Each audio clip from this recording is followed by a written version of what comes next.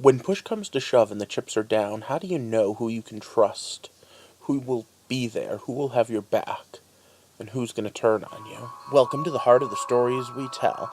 My name is Rob, and tonight I will be reviewing Gifted, episode number 5.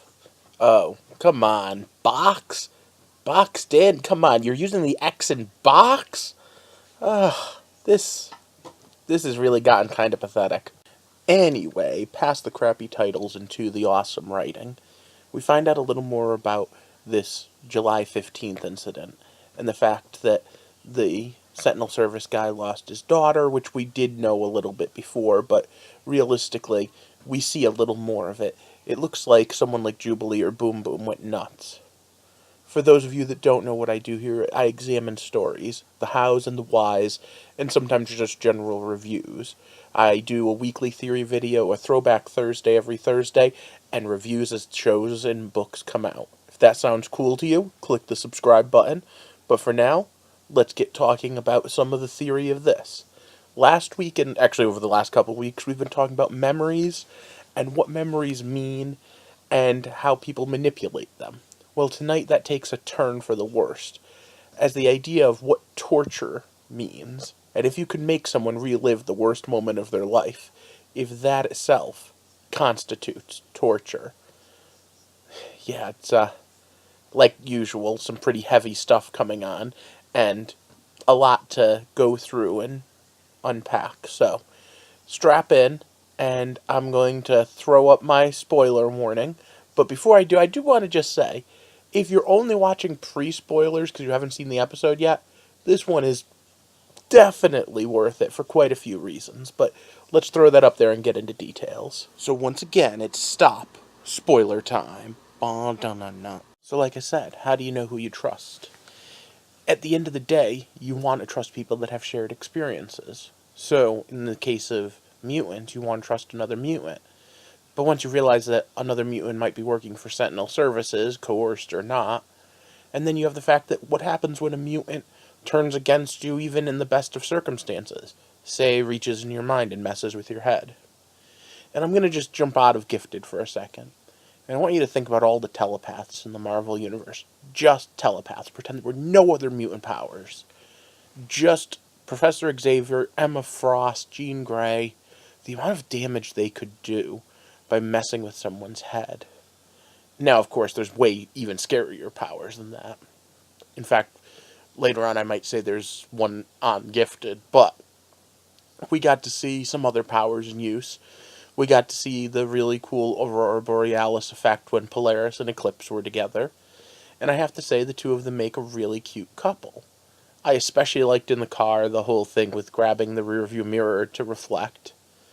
Not so much did I like the implication of having to kidnap and torture a federal officer. But you see, that's one of those things. It's so easy to consider someone else the other. They're the bad guy and I'm the good guy. So since I'm the good guy and they're the bad guy, whatever I have to do is worth it, right? Because the ends justify the means. Dangerous, slippery slope, isn't it? Especially when both sides think of themselves as the good guys. Now, tonight, Polaris isn't going to torture our Sentinel Service agent. No, she's going to have information ripped out of his mind. But the process was interrupted, and as such, he got messed up in a different way. So, since Blink brought it up, stay away from me, and she now knows about how her head was messed with, let's talk about that again like we did last week. We are our memories. We're shaped by the everyday things that happen to us. At the end of the day, do you remember that fight you got into in middle school? Or do you remember the first person that broke your heart? Probably. Do they affect how things change? Yeah. What if something really bad happened? Like you lost a child? Like he did? What would messing with that memory do to you? I want you to really think. He didn't just have his mind messed with, but he had to go through the worst trauma of his life for a second time. We don't know the details of July 15th, although this is the first time we've really gotten a good look at those explosions, the ones that cost him his daughter. But he has to relive that now. He has to go through the pain of, my God, my daughter just died as far as I'm concerned, because the memory of going through it and moving on are gone. And that's horrible. That might be the worst torture ever. And it was done with the best of intentions, to just get information. See, mutant registration, being scared of mutants, well, when someone can just haphazardly mess with your memory like that, maybe a Patriot Act is needed.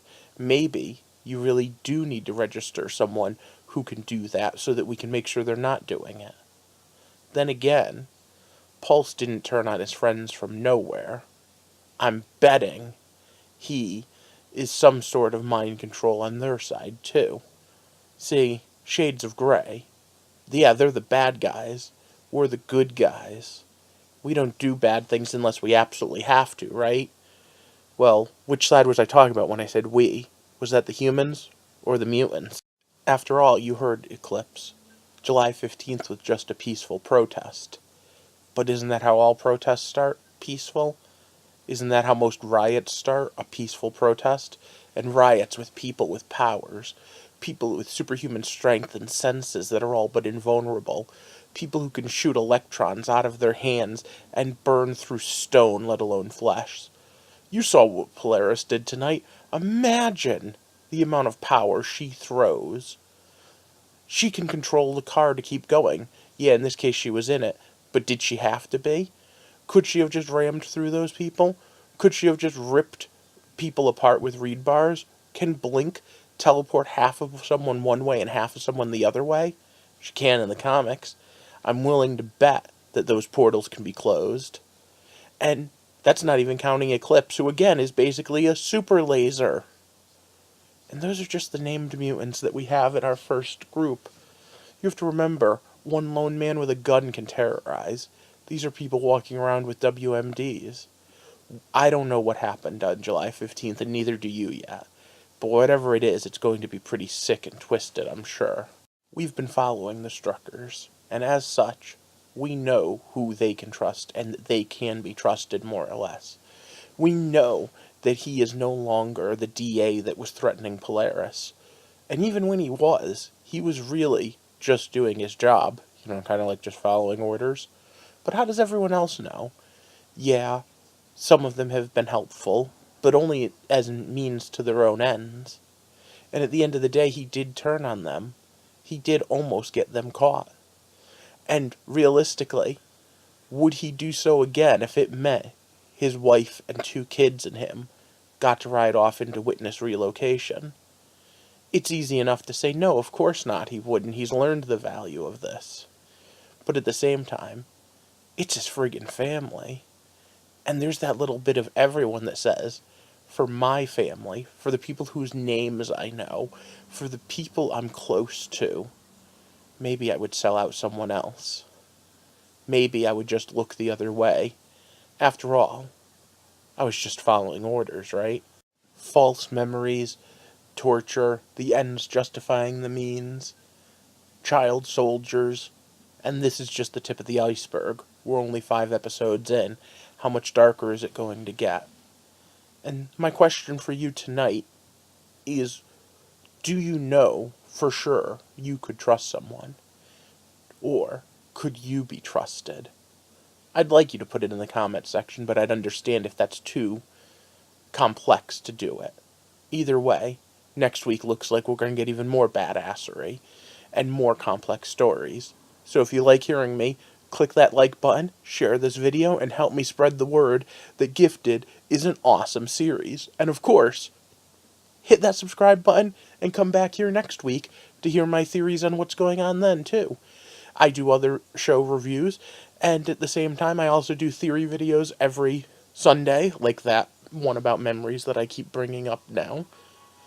And in general, I'm just trying to discover what it means to be a storyteller and how and why we tell stories. If that sounds interesting to you, welcome to the club. Let's talk about it. For now, I hope you have a good night, and thank you for walking with me through the heart of the stories we tell.